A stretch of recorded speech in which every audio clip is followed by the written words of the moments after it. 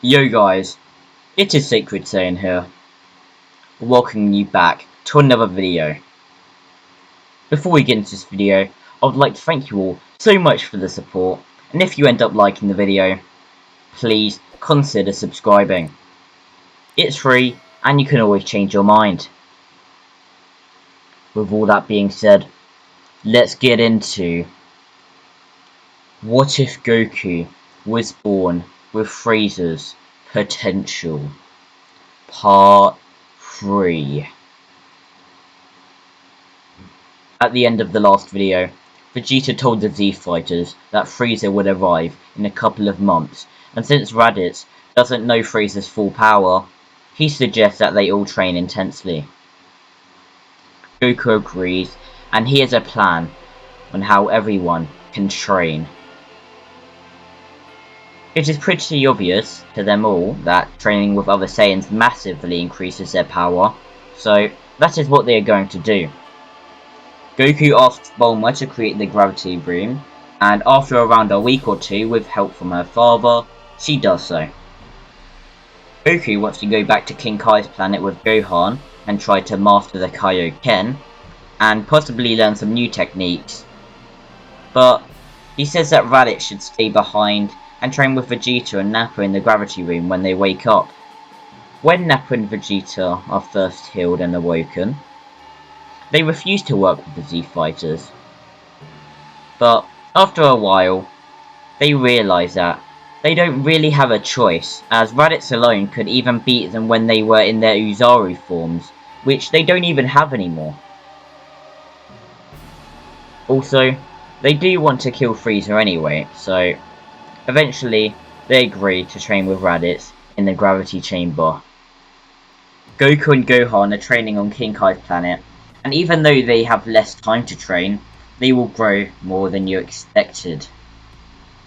Obviously, both of them have immense potential, but they did have to restrain themselves while training with Raditz before Vegeta and Nappa arrived. But since Raditz isn't here anymore, they can use their full strength, which means they can get a lot more powerful and train a lot more intensely, and then they can try and master the Kaioken. A couple months pass and Frieza arrives. However, he doesn't arrive alone. Along with him is his father King Cold and the Ginyu Force. The Ginyu Force are first sent to face the Z Fighters, and when they use their scouters, they see 4 power levels of 5,000 each. They find the Z Fighters and they begin their battle.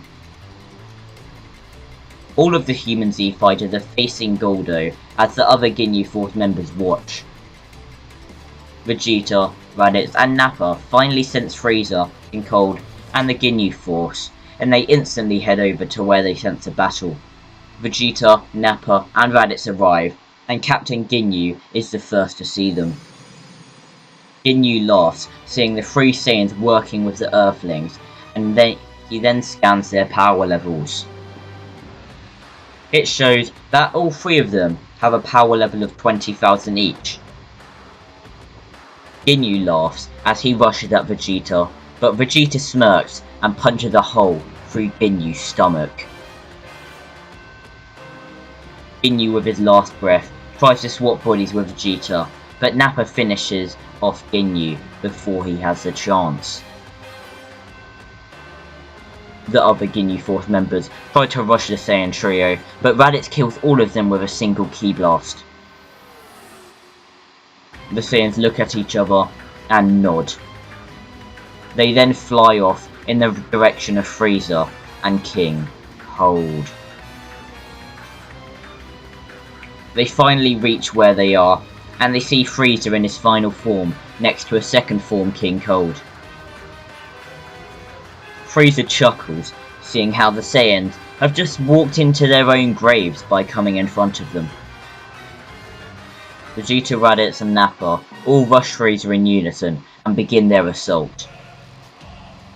Vegeta is at a power level of 5 million, Nappa is at a power level of 2 million, and Raditz is at a power level of over 5.2 million. You may ask how they got so strong, but Goku, from only training a couple of days in Gravity Room in canon, increased his power massively, and these Saiyans not only had a couple of months to train, and they can increase the gravity far more than Goku did in canon, but they also have 2 training partners, which are both Saiyans, and yet again, Goku did not have this luxury in canon. Even with all the Saiyans fighting in unison, Frieza is still easily overpowering them all. Goku and Gohan finally arrive, and they stare at Frieza and King Cold. Gohan faces King Cold, and Goku faces Frieza. While not only not using the Kaioken, but also being heavily suppressed, Goku and Gohan face off against their enemies. Frieza is trying to land a barrage of attacks on Goku, but he easily blocks and catches every single attack. Just so you know, Goku is at a power level of 1 billion, and Gohan is at a power level of 900 million. You may be wondering how they got so much stronger. Well, this is because they had no clue how strong Frieza was, so they were training intensely. Even more intensely than when they were training for the Saiyans to arrive. Not as intensely as Frieza did in canon, but still intense. Also, since Goku and Gohan were both similar in terms of power, they could fight at full power, and the reason Goku is still stronger than Gohan after this is because Gohan needed to rest more than Goku because he is young, and Goku would be training during the time Gohan is resting.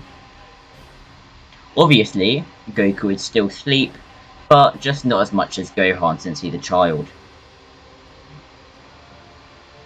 Back to the fight. Goku and Gohan are both easily winning their battles while being extremely suppressed. Raditz cheers on Goku and Gohan, and Frieza gets irritated. Frieza shoots a death beam at Raditz that kills him instantly. Goku stops fighting. Frieza chuckles, but then hears Goku say,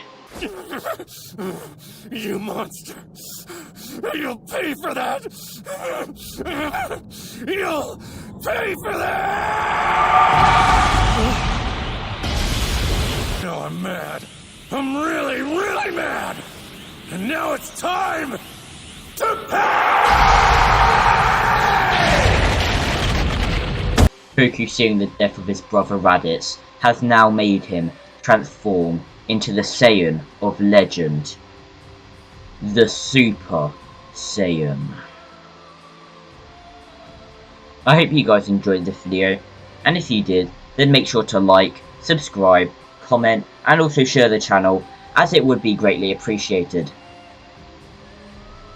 With all that being said, I hope to see you all in the next episode of What If Goku Was Born with Frieza's Potential.